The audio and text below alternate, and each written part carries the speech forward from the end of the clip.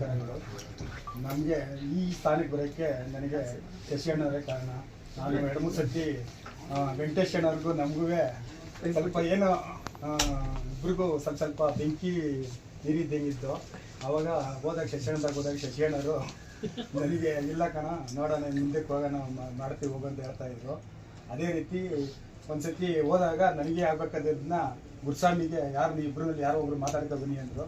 ಮಾರಪ್ಪ ನಾನು ಗುರುಸ್ವಾಮಿ ಎಲ್ಲ ಸಹಕಾರ ಸಂಘ ಅಧ್ಯಕ್ಷ ಸ್ಥಾನಕ್ಕೆ ಪೈಪೋಟಿ ಇತ್ತು. ಪೈಪೋಟಿ ಇದ್ದಾಗ ವೆಂಕಟೇಶ್ ಅಣ್ಣವರು ಅಲ್ಲೇ ಬಂದು ಅವರು ನನ್ನ ಪರವಾಗಿ ಮಾತಾಡಲಿಲ್ಲ, ಅವರು ಗುರುಸ್ವಾಮಿ ಮತ್ತು ಮಾರಪ್ಪ ಪರವಾಗಿ ಮಾತಾಡಿದ್ರು.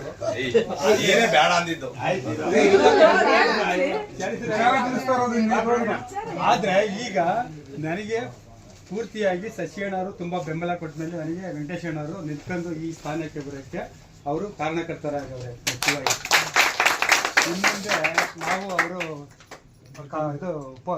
ಏನು ಅಧ್ಯಕ್ಷ ಆಗಿ ಜಿಲ್ಲಾಧ್ಯಕ್ಷ ಆಗಿದ್ದರು. ಅವ್ರನ್ನ ನಾವು ಗೌರವಾಧ್ಯಕ್ಷರಾಗಿ ನಾವು ಮಾಡ್ಕೊಂಡು ಅವರು ಹೇಳಿದ್ದಂಥ ರೀತಿಯಲ್ಲಿ ಮತ್ತು ಅವ್ರ ದಾರಿಯಲ್ಲಿ ನಾವು ಹೋಗಿ ನೌಕರಿಗೆ ಎಲ್ಲ ಏನೇ ಕೆಲಸ ಕಾರ್ಯಗಳಿದ್ರು ಕೆಲಸ ಕಾರ್ಯಗಳನ್ನು ಮಾಡಿಕೊಡ್ತೀವಿ ಅಂತ ನಾನು ಅಭಿನಂದನೆ ಸಲ್ಲಿಸ್ತೀನಿ. ಪೌರಸೇವಾ ನೌಕರರ ಸಂಘದಲ್ಲಿ ನೂತನವಾಗಿ ಅಧ್ಯಕ್ಷರಾದಂಥ ನಮ್ಮ ವೀರಸ್ವಾಮಿಯವರಿದ್ದಾರೆ ಮತ್ತು ನನ್ನ ಮಗಳಾದಂಥ ನಿರ್ಮಲ ಅವರು ಕಾರ್ಯದರ್ಶಿ ಆಗಿದ್ದಾರೆ. ನನಗೆ ಕೇಳ್ಕೊಳ್ಳೋದು ಇಷ್ಟೇ, ಅವತ್ತು ಅಣ್ಣನ ಮುಂದೆ ಮಾತಾಗಿದೆ, ವಾರಕ್ಕೆ 3 ಸಾರಿ ಬೆಳಗ್ಗೆ ಹೊತ್ತು ಬಂದು ನಮ್ಮ ಪೌರ ಕಾರ್ಮಿಕರದ್ದು ಏನು ಕಷ್ಟ ಸುಖಗಳಿದೆ ನಾನು ಭಾಗವಹಿಸ್ತೀನಿ, ಅದನ್ನು ತೀರ್ಮಾನ ಮಾಡಿ ಹೇಳ್ತೀನಿ, ಅವ್ರಿಗೆಲ್ಲ ನ್ಯಾಯ ಒದಗಿಸ್ಕೊಡ್ತೀನಿ ಅಂತ ತಾವು ಮಾತು ಕೊಟ್ಟಿದ್ದೀರಿ. ಅದೇ ಪ್ರಕಾರವಾಗಿ ಮುಂದಕ್ಕೆ ಆಫೀಸ್ ಸ್ಟಾಫ್ನವರೆಲ್ಲ ಮಾಡ್ಕೊಂಡು ಹೋಗ್ತಾರೆ. ನಮ್ಮ ಪೌರ ಕಾರ್ಮಿಕರು ಭಾಳ ಮುದ್ದರು, ಅವ್ರಿಗೆ ಧ್ವನಿ ಎತ್ತಕ್ಕೆ ಬರೋದಿಲ್ಲ. ಅದಕ್ಕೆ ನೀವೆಲ್ಲ ಸೇರಿ ನಮ್ಮ ವೀರಸ್ವಾಮಿಯವರು ನೀವು ಸೇರಿ ಅವ್ರನ್ನೆಲ್ಲ ಸ್ವಲ್ಪ ಬೆಂಬಲವಾಗಿದ್ದು ನಮಗೆ ನಗರಸಭೆಯಿಂದ ಬರಬೇಕಾದಂಥ ಸೌಲಭ್ಯಗಳು ಮತ್ತು ಪ್ರಮೋಷನ್ಗಳು ಏನೇನಿದೆ ಅದು ನಮ್ಮ ನಗರಸಭೆ ಅಧ್ಯಕ್ಷರ ಬೆಂಬಲದೊಂದಿಗೆ ಅವರು ಮಾತಂತೆ ಅವರ ಒಂದು ನೇತೃತ್ವದಲ್ಲಿ ಈ ಕೆಲಸಗಳನ್ನು ಮಾಡಿಕೊಂಡು ಅವ್ರಿಗೂ ಒಳ್ಳೆಯ ಹೆಸರು ತಂದು ನಮ್ಮಗಳಿಗೂ ಒಳ್ಳೆಯ ಹೆಸರು ತಂದು ನಿಮಗೂ ಒಳ್ಳೆಯ ಹೆಸರು ತಗೋಬರ್ಬೇಕಂತ ಕೇಳ್ತಾ, ಆಮೇಲೆ ಈಗ ಸ್ವಲ್ಪ ಜನ ನಿಮ್ಮನ್ನು ಕಾರ್ಯದರ್ಶಿ ಮಾಡೋದು ಸ್ವಲ್ಪ ಜನಕ್ಕೆ ಆಫೀಸ್ ಸ್ಟಾಫಲ್ಲಿ ಯಾರಿಗೂ ಆಯ್ತಾ ಇಲ್ಲ. ನಾನೆಲ್ಲ ಕೇಳಿದ್ದೀನಿ ಎಲ್ಲರಿಗೂ. ಅಂಥವ್ರಿಗೆ ಒಳ್ಳೆ ಕೆಲಸ ಮಾಡ್ಕೊಡಿ. ಅವ್ರು ಯಾರೋ ದ್ವೇಹ ಸಾಧಿಸಿದ್ರು ನಮಗೆ ಅಂತ ನಾವು ಸಾಧಿಸೋದು ಬೇಡ. ಅವ್ರು ಒಳ್ಳೆ ಕೆಲಸ ಮಾಡಿಕೊಟ್ಟಾಗ ಆವತ್ತು ನಾವು ಅವ್ರಿಗೆ ಆಪೋಸಿಟ್ ಮಾಡಿದ್ರು ಇವತ್ತು ನಮ್ಗೆ ಒಳ್ಳೆ ಕೆಲಸ ಮಾಡಿಕೊಡ್ತಾವ್ರೆ ಅಂತ ಅವ್ರ ಮನವರಿಕೆ ಆಗಬೇಕು. ಆ ಥರ ಮಾಡಿಕೊಡಿ. ಆಮೇಲೆ ಇನ್ನೂ ಏನೇನೋ ಬೇಕಾದಷ್ಟು ಕೇಳಬೇಕಾದಂಥ ಬೇಕಾದಷ್ಟಿದೆ, ಅದು ಕೇಳೋಕ್ಕಾಗಲ್ಲ, ಟೈಮ್ ಇಲ್ಲ. ಯಾಕೆಂದರೆ ನೀವು ಪಾಪ ಎಲ್ಲೋ ಮದುವೆ ಹೋಗ್ಬೇಕು ಅಂತ ಹೇಳ್ತಾ ಇದ್ರಿ, ಇರೋದೇ ಏನಾದ್ರು ಹೊಂಟಾಯ್ತೀನಿ 2 ಗಂಟೆಗೆ ಅಂತ ಹೇಳಿದ್ರಿ, ಅದನ್ನು ಬಲವಂತ ಮಾಡಿ ಇಸ್ಕೊಂಡಿದ್ದೀವಿ. ಎಲ್ಲ ಹೋಗಿ ಬನ್ನಿ. ಎಲ್ಲರಿಗೂ ನಮಸ್ಕಾರ, ಎಲ್ಲರಿಗೂ ಒಳ್ಳೇದಾಗಲಿ. ವೆಂಕಟೇಶ್ ಅಣ್ಣವ್ರಿಗೆ ಅಭಿನಂದನೆಗಳು. ಈಗ ಶಶಿ ಅಣ್ಣವರು ನಿಮ್ಮನ್ನೆಲ್ಲ ಒಪ್ಪಿಸಿ. ಇದು ಒಂದು ಸಭೆ ಅಲ್ವಾ? ಈಗ ಸಭೆ ಅಲ್ಲ, ನಾವೆಲ್ಲ ನಿಮ್ಮ ಅಧ್ಯಕ್ಷರು ಇಲ್ಲಿ ನಮ್ಮ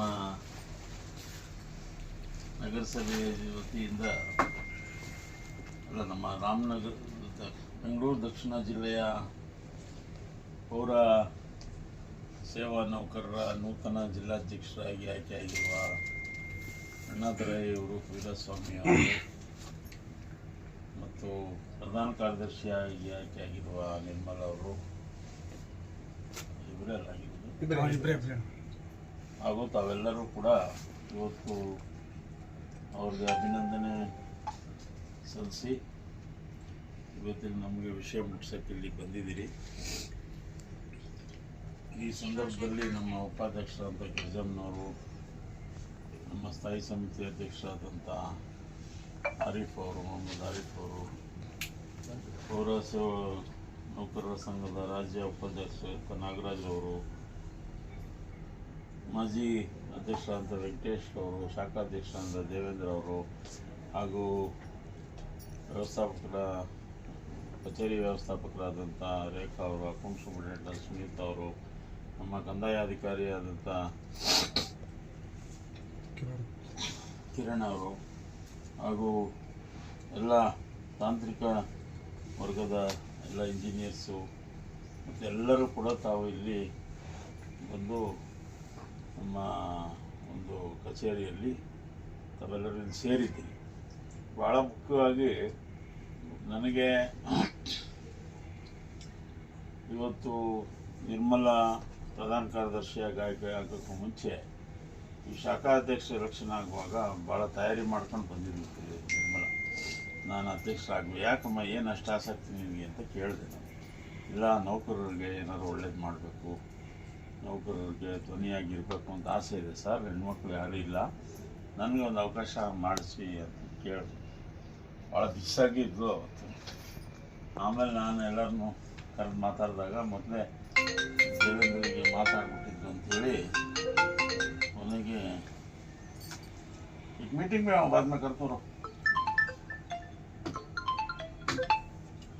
ಮಾತಾಡಾದ್ಮೇಲೆ ನಾನು ನಾಗರಾಜು ಜಿಲ್ಲಾಧ್ಯಕ್ಷರು ಇವನ್ನೆಲ್ಲ ಕರೆದು ನಮ್ಮ ಚಟ್ಟಾಧ್ಯಕ್ಷರೆಲ್ಲ ನೋಡಪ್ಪ, ಹೆಣ್ಮಗು ಭಾಳ ಆಸಕ್ತಿಯಿಂದ ಬರೋರೇ ಕಷ್ಟ, ಅಂದರೆ ಹೆಣ್ಮಕ್ಳು ಮುಂದೆ ಬರಬೇಕು, ನಾವು ಹೋರಾಟ ಮಾಡಬೇಕು ಅನ್ನೋದು ಇದನ್ನು ಮೆಚ್ಚಬೇಕು ನಾವು, ಅದಕ್ಕೋಸ್ಕರ ಒಂದು ಅವಕಾಶ ಮಾಡಬೇಕೀಗ ನೀವು ಅಂತ ಹೇಳಿ ಮಾಡಿದ್ಮೇಲೆ ಈಗ ಪ್ರಧಾನ ಕಾರ್ಯದರ್ಶಿಯಾಗಿ ಒಂದು ಅವಕಾಶ ಅಂತ ತಾವೆಲ್ಲರೂ ಮಾಡಿಕೊಟ್ಟಿದ್ದೀರಿ.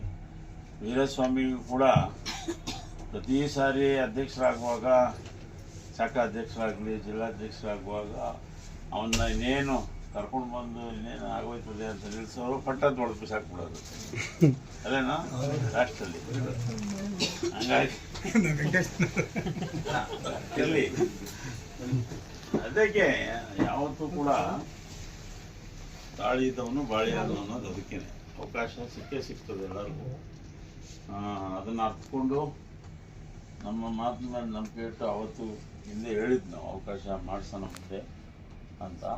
ನಾವು ವೆಂಕಟೇಶು ಕೂಡ, ನಾಗರಾಜು, ವೆಂಕಟೇಶ್ ಎಲ್ಲ ಹೊರಗಡೆ ಸೇರಿ ನೌಕರರ ಜೊತೆ ಎಲ್ಲ ಮಾತಾಡಿ ಅನಾಥರಿಗೆ ಒಂದು ಅವಕಾಶ ಮಾಡಬೇಕು. ಈ ಸಂದರ್ಭದಲ್ಲಿ ಏನಂದರೆ, ಈ ನೌಕರರ ಪರವಾಗಿ ನಾಗರಾಜ ಭಾಳ ಗಟ್ಟಿಯಾಗಿ ಧ್ವನಿ ಎತ್ಕೊಂಡು ಮಾತಾಡ್ತಾನೆ. ವೆಂಕಟೇಶ ಇದ್ದಾಗ ದೊಡ್ಡ ಗಂಟಲಲ್ಲಿ ಮಾತಾಡೋರು.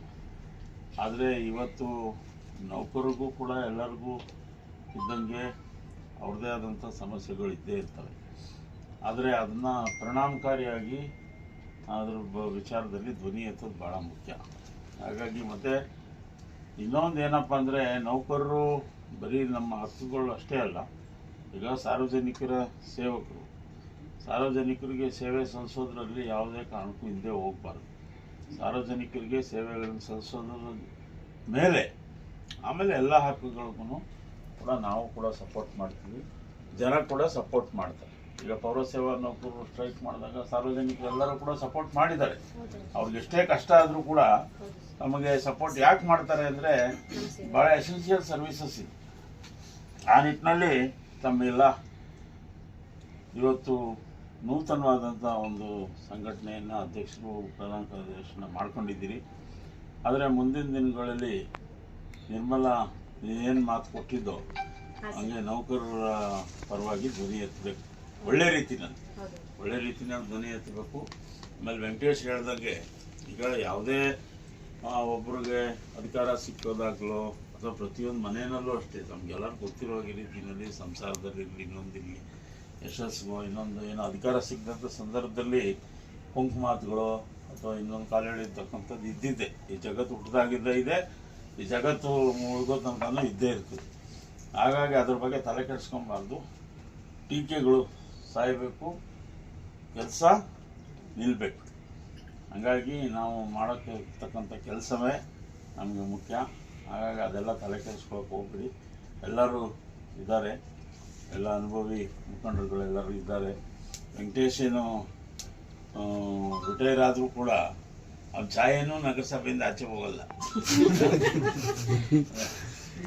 ವೆಂಕಟೇಶ್ಗೆ ಗೌರವಾಧ್ಯಕ್ಷ ಮಾಡ್ಕೊಲ್ಲ, ಅಂದರೆ ಅಟ್ಯಾಚ್ಮೆಂಟ್ ಅಷ್ಟು ಅಂತ ಹೇಳ್ತಾರದು. ನಗರಸಭೆಗೂ ಅವ್ರಿಗೂ ಮೊದಲಿಂದನೂ ಕೂಡ ಭಾಳ ಅಟ್ಯಾಚ್ಮೆಂಟ್. ಇತ್ತೀಚೆಗೆ ತಾವೆಲ್ಲ ಕಡಿಮೆ ನೋಡಿದ್ದೀರಿ, ಹಿಂದೆ ಎಲ್ಲ ಭಾಳ ಸ್ಟ್ರಾಂಗ್ ಆಗಿದ್ದರು ಅವರೆಲ್ಲ. ಆ ರೀತಿ ಕೆಲಸಗಳು ಮಾಡ್ಕೊಂಡು ಬಂದಿದ್ದಾರೆ. ಆ ಒಂದು ನಿಟ್ಟಿನಲ್ಲಿ ನಮ್ಮದು ಸಂಪೂರ್ಣ ಸಹಕಾರ ನಿಮ್ಗೆಲ್ಲರಿಗೂ ಇದ್ದೇ ಇರ್ತದೆ. ಆದರೆ ಸಾರ್ವಜನಿಕರ ವಿಚಾರದಲ್ಲಿ ರಾಜಿ ಇಲ್ಲ, ನಿಮಗೆಲ್ಲರಿಗೂ ಗೊತ್ತಿದೆ. ನಾನು ಹಿಂದೆ ಕೂಡ ಇವರು ನಮ್ಮ ಲಿಂಗರಾಜು ಇಬ್ಬರು ಪ್ರಮುಖವಾಗಿದ್ದರು. ನಾನು ಹಿಂದೆ 2008ರಲ್ಲಿ ಅದೇನಪ್ಪ ಫಸ್ಟ್ 7ರಲ್ಲಿ ಅಧ್ಯಕ್ಷ ಆದಂಥ ಸಂದರ್ಭದಲ್ಲಿ ಭಾಳ ಆತ್ಮೀಯರು ಇವರಿಬ್ಬರು ನನಗೆ. ನಾನು ಕರೆದು ಹೇಳಿದೆ, ನೋಡಪ್ಪ ನೀವು ಏನೇ ಆತ್ಮೀಯತೆ ಇದ್ದರೂ ನಾನು ಸುಮ್ಮನೆ ಇರಲ್ಲ, ಕೆಲಸದ ವಿಚಾರದಲ್ಲಿ ರಾಜಿ ಇಲ್ಲ. ಅದೇ ರೀತಿ ಕೆಲಸಗಳು ಪಾಪ ನಿಂತೆಲ್ಲ ಮಾಡಿಸಿದ್ರು. ಅದೇ ರೀತಿ ತಾವುಗಳು ಕೂಡ ಈಗ ರಾಮನಗರ ನಗರಸಭೆ ನಿಮ್ಗೆಲ್ರಿಗೂ ಅರಿವಿರೋಗೆ ಇವತ್ತು ಇಡೀ ಕರ್ನಾಟಕದಲ್ಲೇ ನಮ್ಮದೊಂದು ವಿಭಿನ್ನವಾದಂಥ ನಗರಸಭೆ ಅಂತ ಒಂದು ಹೆಸರು ಪಡ್ಕೊಂಡಿದೆ, ಹೌದಲ್ಲ? ಅದು ತಮ್ಗೆಲ್ಲರಿಗೂ ನಿಮ್ಮ ನೌಕರರು ಅಥವಾ ನಿಮ್ಮ ಸಹಪಾಠಿಗಳು ಬೇರೆ ಬೇರೆ ನಗರಸಭೆಗಳು ಅವ್ರ ಜೊತೆ ಇಂಟ್ರ್ಯಾಕ್ಟ್ ಮಾಡುವಾಗ ನಿಮ್ಗೆ ಅರಿವಿಗೆ ಬಂದಿರ್ತದೆ. ಅದೆಲ್ಲ ಮಾಡಬೇಕಂದ್ರೆ ತಮ್ಮೆಲ್ಲರ ಸಹಕಾರ ಭಾಳ ಮುಖ್ಯ. ತಾವೆಲ್ಲರೂ ಕೂಡ ನಮ್ಮ ವಿಶೇಷವಾಗಿ ನಮ್ಮ ರೆವಿನ್ಯೂ ಸೆಕ್ಷನ್ನವರು ಖಾತಾ ಆಂದೋಲನ ಮಾಡಿದಂಥ ಸಂದರ್ಭದಲ್ಲಿ ಭಾಳ ಹೆಗಲು ಕೊಟ್ಟು ಭಾಳ ಯಶಸ್ವಿಯಾಗಿ ಕೆಲಸ ಮಾಡಿದ್ದಾರೆ. ಯಾಕೋ 3-4 ತಿಂಗಳಿಂದ ಇತ್ತೀಚೆಗೆ ಸ್ವಲ್ಪ ಕುಂಟ್ತಾ ಇದ್ದಾರೆ. ಅದಾಗಬಾರ್ದು. ಯಾಕೆಂದರೆ ನಿಮಗೆ ಒಳ್ಳೆಯ ಹೆಸರು ತಗೊಂಡ್ಮೇಲೆ ಸ್ಲೋ ಆಗಿಬಿಟ್ರೆ ಅದು ಜನರಿಂದ ಒಂದು ಒಳ್ಳೆಯ ನಿರೀಕ್ಷೆ ಬರೋದಿಲ್ಲ. ಆ ನಿಟ್ಟಿನಲ್ಲಿ ನಾವೆಲ್ಲ ಚುರುಕಾಗಬೇಕು. ಒಂದು ಒಳ್ಳೆಯ ನಗರಸಭೆ, ಮಾದರಿ ನಗರಸಭೆಯನ್ನಾಗಿ ರಾಮನಗರ ನಗರಸಭೆಯನ್ನು ಮಾಡಲಿಕ್ಕೆ ತಾವೆಲ್ಲರೂ ಕೂಡ ಶ್ರಮ ವಹಿಸಬೇಕು. ಈಗ ನಿಮ್ಮ ಸಮಸ್ಯೆಗಳು ಏನೇ ಇದ್ದರೂ ಕೂಡ ನಾವು ನಮ್ಮ ಕೈಲಾದಂಥ ಮಟ್ಟಿಗೆ ನಮ್ಮ ಗಮನಕ್ಕೆ ಬಂದಿದ್ದು ಎಲ್ಲರೂ ಕೂಡ ನಾವು ಆ ಕ್ಷಣದಲ್ಲೇ, ಈಗ ಪೌರಸೇವಾ ನೌಕರರ ಸಂಘದವರು ನೀವು 2 ಸಾರಿ ಬಡ್ಜೆಟ್ನಲ್ಲಿ ಕೊಟ್ಟಿದ್ದು ನಾವು ಯಾವುದು ಹಿಂದೆ ಇಡಲೇ ಇಲ್ಲ, ಅಥವಾ ನೀವು ಅಂದ್ಕೊಂಡಿದ್ದಕ್ಕಿಂತ ಜಾಸ್ತಿ ನಾವು ಪೌರಸೇವಾ ನೌಕರರ ಇದು ದಿನಾಚರಣೆಗೂ ಕೂಡ ಖರ್ಚು ಮಾಡಿದ್ವಿ. ಎಲ್ಲೂ ನಾನು ಅಂದಾಜು 25 ಲಕ್ಷ ಖರ್ಚಾಯ್ತೇನೆ ಹೋದ ಸಾರಿ, ಎಲ್ಲೂ 3 ಲಕ್ಷ 5 ಲಕ್ಷ ಮೇಲೆ ಖರ್ಚು ಮಾಡಲ್ಲ ಅನಿಸ್ತದೆ. ಏನಮ್ಮ ಇಡೀ ಕರ್ನಾಟಕ ಎಲ್ಲೂ ಮಾಡಿ ನೀವು ರಾಜ್ಯ ಇವರು ಮಂಜುನಾಥ್ ಆಶ್ಚರ್ಯ ಬಿದ್ದೋದ್ರು. ಯಾಕಂದ್ರೆ ಆ ಮಂಜುನಾಥ್ ಬಹಳ ಎಕ್ಸ್ಪೀರಿಯನ್ಸ್ ಈ ತರ ಎಲ್ಲೂ ಮಾಡಲಿಲ್ಲ ಅಂತೇಳಿ. ಹಾಗಾಗಿ ತಾವೆಲ್ಲರೂ ಕೂಡ ಇಂಥ ಒಂದು ನಗರಸಭೆಯ ಭಾಗವಾಗಿದ್ದೀರಿ. ತಾವೆಲ್ಲ ವಿಶೇಷವಾಗಿ ನೀವೆಲ್ಲ ಇನ್ನ 5-6 ತಿಂಗಳಿದೆ. ತಮಗೂ ಕೂಡ ಈಗ ನಾವೆಲ್ಲ ಕೌನ್ಸಿಲರ್ಸ್ ಟೂರ್ ಮಾಡ್ಕೊಂಡು ಹೋದು ಈ ಒಂದು ಸಂದರ್ಭದಲ್ಲಿ ಸ್ವಲ್ಪ ಹೆಚ್ಚಾಗಿ ಕೆಲಸ ಮಾಡಿ, ನಿಮಗೂ ಯಾರು ಮುಖ್ಯವಾಗಿ ನಮ್ಮ ಆಫೀಸ್ ಸ್ಟಾಫ್ನಲ್ಲಿ ಯಾರು ಮುಖ್ಯಸ್ಥರಿದ್ದೀರಿ ನಿಮಗೂ ಕೂಡ ನಿಮ್ಮನ್ನೆಲ್ಲರನ್ನೂ ಇನ್ನೊಂದು ಸರಿ ನಾನೇ ಟೂರ್ ಕರ್ಕೊಂಡು ಹೋಗ್ತೀನಿ ಎಲ್ಲರಿಗೂ. ಎಲ್ಲಾದರೂ ಒಂದು 3 ದಿನ ಕಂಟಿನ್ಯೂಸ್ ರಜೆ ಸಿಕ್ಕಿದಾಗ ಏನೋ, ಯಾಕೆಂದರೆ ನಮ್ಮ ಯಶಸ್ಸಿಗೆ, ನಮ್ಮ ನಗರಸಭೆ ಯಶಸ್ಸಿಗೆ ಕಾರಣೀಭೂತರಾಗಿದ್ದೀರಿ ತಾವೆಲ್ಲರೂ. ಅದಕ್ಕೆ ಒಂದು ಗಿಫ್ಟು ಇನ್ನೇನು ಕೊಡೋಕ್ಕಾಗಲ್ಲ, ಚಿನ್ನ ಕೊಡೋಕ್ಕಾಗಲ್ಲ ಎಲ್ಲರಿಗೂ. ಏನು ಜಾಸ್ತಿ ಆಗಿದೆ ಇರಲಿ, ಅಲ್ಲ ಅಷ್ಟು ಮಾಡ್ಬೋದು. ಯಾಕಂದ್ರೆ ನಾನು ಹಿಂದೆ ಪ್ರಾಮಿಸ್ ಮಾಡಿದೆ ಅಲ್ವಾ ಹಬ್ಬ ಕಿರಣ,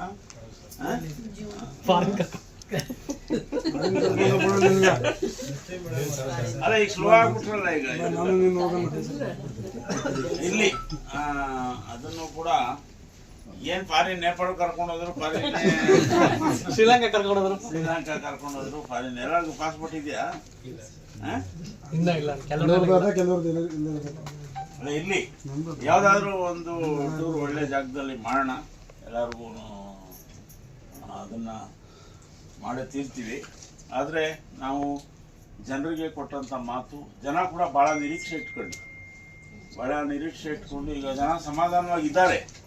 ಆದರೆ ನಾವು ಇನ್ನೂ ಹೆಚ್ಚು ಅವರ ನಿರೀಕ್ಷೆ ಹುಸಿ ಮಾಡದ ರೀತಿಯಲ್ಲಿ ನಾವು ಕೆಲಸ ಮಾಡಬೇಕಾಗ್ತದೆ. ಆ ನಿಟ್ಟಿನಲ್ಲಿ ತಮ್ಮೆಲ್ಲರ ಸಹಕಾರ ಭಾಳ ಮುಖ್ಯ.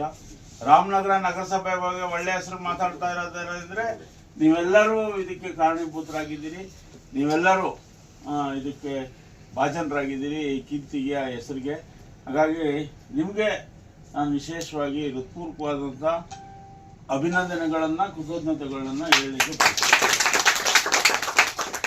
ಯಾಕಂದರೆ ಹಿಂದೆ ಎಲ್ಲ ಈಗ ನಗರಸಭೆ ಅಂದರೆ ಕೊಂಕು ಮುಡಿಯೋರು ಜನ.